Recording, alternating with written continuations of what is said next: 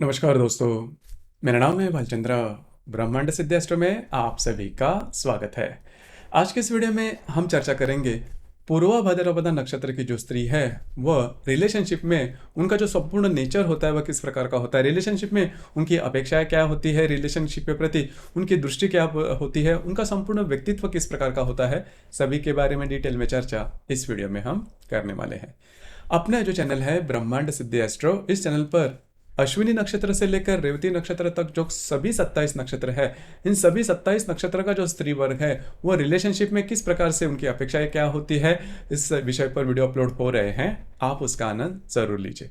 तो आज के इस वीडियो में हम चर्चा करेंगे पूर्वा भाद्रपदा नक्षत्र के बारे में।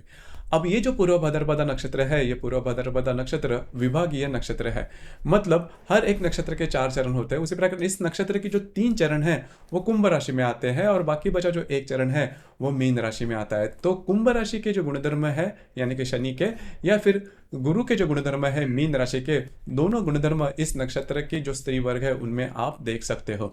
उसी प्रकार मोटे तौर पर अगर देखा जाए तो इस नक्षत्र का जो स्वामी है वो गुरु है, इस नक्षत्र की जो देवता है वो अजचरण देवता है। उसी प्रकार यह जो नक्षत्र है अधोमुखी है, क्रूर है, मंदलोचनी है। उसी प्रकार यह जो नक्षत्र है वो मनुष्यगनी नक्षत्र है। अब यहाँ पर देखिए, मनुष्यगनी नक्षत्र होने के कारण यह जो नक्षत्र है वो रजोगुनी भी है और आश्रित नक्षत्र भी है। आश्रित नक्षत्र मतलब ये जो नक्षत्र है थोड़ा सा डिपेंडेबल होता है, दूसरे किसी की मदद की वजह से वो आगे जाने वाला होता है। जैसे कि इसके परिभाषा अलग अलग है, हर एक मतलब देवगनी नक्षत्र, मनुष्यगनी नक्षत्र या फिर राक्षसगनी नक्षत्र। तो देवगनी नक्षत्र में होता क्या है कि ऐसे जो व्यक्ति होते हैं वो सीधे सीधे चलने वाले होते हैं और उनके अपनी लिमिटेशन पता होती है और कभी किसी के इसमें नहीं जाएंगे और काफ़ी ज़्यादा समाधानी होते हैं, सेटिस्फाइड होते हैं। इनमें बहुत ज़्यादा महत्वाकांक्षा वगैरह देखी नहीं जाती। उसी प्रकार दूसरों के प्रति इनके जो विचार होते हैं वो खास होते हैं और दूसरी ज़्यादा महत्वपूर्ण, दूसरे लोग अगर आगे जाते हैं तो उनसे इन्हें कोई फर्क नहीं पड़ता। ये खुद के रूप में आगे बढ़ने वाले होते हैं या फिर खुद में ही भगवान ढूंढने वाले होते हैं। तो इसीलिए इन्हें जो नक्षत्र होते हैं देवगनी नक्षत्र कहे जाते हैं। अब ये जो मनुष्यगनी नक्षत्र है उनके बारे में कहा देखा जाए तो मनुष्यगनी पहले तो आश्रित नक्षत्र होते हैं, मतलब दूसरों के आधार पर आगे जाने वाले होते हैं, खुद के बारे में ज़्यादा सोचते हैं और हमेशा आगे बढ़ने की सोच होती है, लेकिन इनमें जो कैपेसिटी होती है वो इतनी ज़्यादा देखी नहीं जाती, थोड़े से डरने वाले होते हैं। और जैसे कि मनुष्य जो योनि होती है उस प्रकार इस मतलब ये जो नक्षत्र होते हैं, मनुष्यगनी जो नक्षत्र होते हैं, हमेशा अगर दूसरा कोई आगे जाए तो उसके प्रति इनके मन में थोड़ा सा सेल्फिशनेस देखा जा सकता है। तो मनुष्यगनी नक्षत्र में ये जो गुण है वो देखे जाते हैं। अब ये जो राक्षसगनी नक्षत्र है उनमें जो पूरी बातें होती है वो अलग से होती है, वो पूरी तरह से इंडिपेंडेंट होती है, इनमें एम्बिशियस नेचर होता है, ऊर्जा काफ़ी होती है, साहस काफ़ी होता है और कोई भी बात करने की जो शक्ति होती है वो शक्ति इस नक्षत्र मतलब राक्षसगनी नक्षत्र होते हैं उनमें काफ़ी ज़्यादा देखे जा सकते हैं।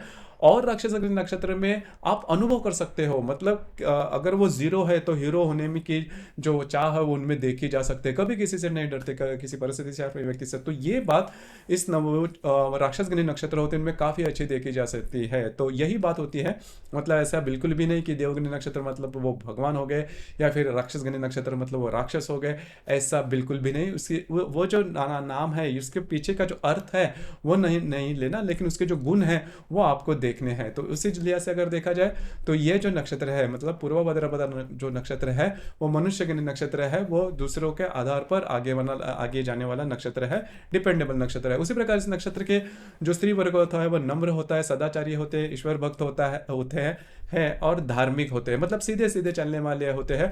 उसी प्रकार विद्या व्यासंगी भी होते हैं, स्कूल कॉलेजेस के जो एजुकेशन होते हैं वो काफ़ी अच्छे तरीके से वो पूरे करते हैं। जैसे कि इसमें गुरु का ये जो गुण है वो भी देखा जा सकता है, इनकी ग्रास्पिंग वगैरह वैसे देखी जाए तो काफ़ी अच्छे होते हैं, आकलन शक्ति, ग्रहण शक्ति इनमें काफ़ी अच्छी देखी जा सकती है, धर्माचरण करने वाले होते हैं, विनयशील होते हैं, परोपकारी इस नक्षत्र के जो स्त्री वर्ग होते देखा जाता है। उसी प्रकार इस नक्षत्र के जो स्त्री वर्ग होते हैं वो सेटिस्फाइड होते हैं। अब ये जो गुण है वो भी गुरु का जो गुण है, जैसे कि मैंने कहा कि मीन राशि में इसका 1 चरण आता है, तो वह भी गुण आप इस नक्षत्र में देख सकते हो। उसी प्रकार यह जो नक्षत्र है वो ज्ञानी भी होता है और इनको बोलना काफ़ी अच्छा होता है, खास करके जो स्त्री वर्ग होता है मतलब पूर्व भाद्रपदा नक्षत्र का जो स्त्री वर्ग होता है उनमें बोलने की कला काफ़ी अच्छी देखी जा सकती है, मतलब बोलने से भी ये सामने वाले व्यक्ति पर अपना प्रभाव कर सकते हैं। वाणी इनकी काफ़ी मीठी और मधुर देखी जा सकती है, समाज प्रिय होते हैं। उसी प्रकार इस नक्षत्र की जो स्त्री कल्पक होती है, उदार भी होती है, न्याय प्रिय होती है, स्तुति प्रिय होती है। अब ये जो बात है वो अगर आप इस नक्षत्र के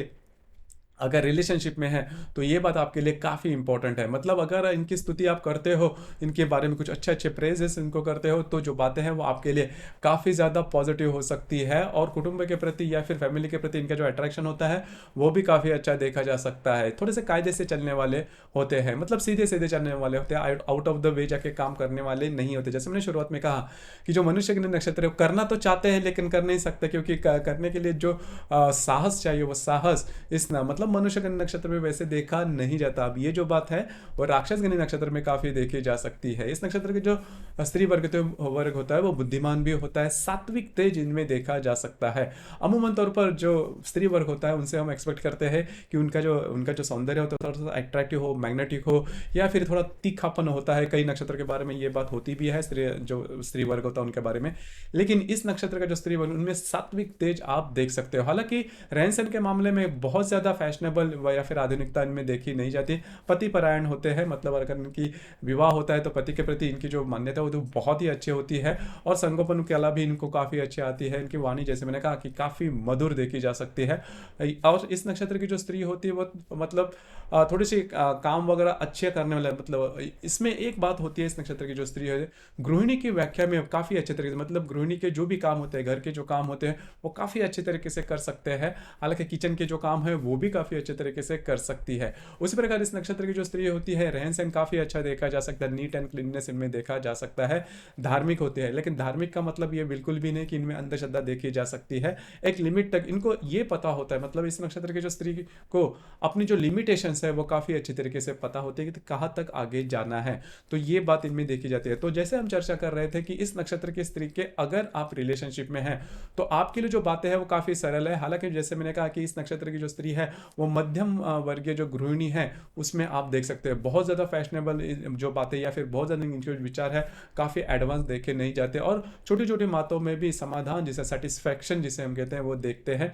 ऐसा नहीं कि इनको बहुत ऐसे कुछ इच्छाएं होती है या फिर एम्बिशियस होते हैं कि जीवन में बहुत ऐसे कुछ पैसों के मामले में या फिर रहन सहन के मामले में कुछ अच्छा हो, ऐसा नहीं। हालांकि इच्छा होती है लेकिन बहुत छोटी छोटी बातों पर भी समाधान या फिर हैप्पी रहने वाली इस नक्षत्र की स्त्री होती है। सिर्फ इनके बारे में यही होता है कि अगर आप इनको प्रेजेस करते हो, मतलब इनके बारे में कुछ अच्छी अच्छी बातें करते हो, क्योंकि पहली तो बात इस नक्षत्र की जो स्त्री है इसी ऐसी ही व्यक्ति को वो ये करेगी अपने रिलेशनशिप में, ये स्वीकार करेगी कि जो व्यक्ति बोलने की कला उसकी जान में, चुटकुले सुनाना या फिर ऐसी बातें, हल्का फुल्का जो नेचर है वो उनका होगा और काफ़ी ठीक ठाक होगा, मतलब उनका जो व्यक्तित्व होगा वो भी ठीक ठाक होगा, या फिर उनका जो रहन सहन उनके जो विचार है वो अगर अच्छे होंगे तो इस नक्षत्र की जो स्त्री है वो रिलेशनशिप में आ सकती है। अब यहाँ पर और एक बात है कि अगर इस नक्षत्र की जो स्त्री है वो रूठ जाए तो अगर आप इनके बारे में प्रेजेस वगैरह करते हो, मतलब इनकी स्तुति वगैरह करते हो, इनके बारे में कुछ अच्छी अच्छी बातें करते हो, तो आपके रिलेशनशिप आप में और इनके रिलेशनशिप में किसी भी प्रकार के प्रॉब्लम कभी भी नहीं आएंगे,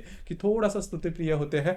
दूसरी ज़्यादा महत्वपूर्ण बात, इस नक्षत्र की जो स्त्री है वो कमिटमेंट आपसे थोड़ी जल्दी मांगेगी। तो ये जैसे मैंने कहा ना कि इस नक्षत्र ये जो नक्षत्र है वो मनुष्यगण नक्षत्र है, तो वो मनुष्यगण नक्षत्र जो भी मनुष्यगण नक्षत्र होता है उस नक्षत्र की जो स्त्री वर्ग होता है तो अमूमन तौर पर वो कमिटमेंट जल्दी मांगता है। तो अगर आप कमिटमेंट देते हो तो फिर आपके रिलेशनशिप में किसी भी प्रकार के प्रॉब्लम नहीं आएंगे। हालांकि वो रिलेशनशिप अच्छे करने के लिए या फिर अच्छे रखने के लिए इस नक्षत्र की जो स्त्री है वो खुद से ज़्यादा मेहनत करेगी, तो ये बात इनमें देखी जाए। तो मोटे तौर पर अगर देखा जाए तो उत्तम गृहिणी की डेफिनेशन में या फिर व्याख्या में आने वाली स्त्री है, आपको किसी भी प्रकार के प्रॉब्लम आपके रिलेशनशिप में नहीं आएंगे और आपको पूरी तरह से फ्रीडम भी दी जाएगी, और सीधी सीधी होती है, मतलब आउट ऑफ द वे जाके उल्टा विचारों करना, ये बात इनमें देखी नहीं जाती। तो हम मोटे तौर पर अगर देखा जाए तो इस नक्षत्र की जो स्त्री है वो आदर्श गृहिणी या फिर आदर्श रिलेशनशिप में व्यक्ति हो सकती है। आपके इसके संदर्भ में विचार क्या है, आपके अनुभव क्या है, नीचे कमेंट बॉक्स में जरूर कमेंट करना, और अपना जो चैनल है ब्रह्मांड सिद्धि एस्ट्रो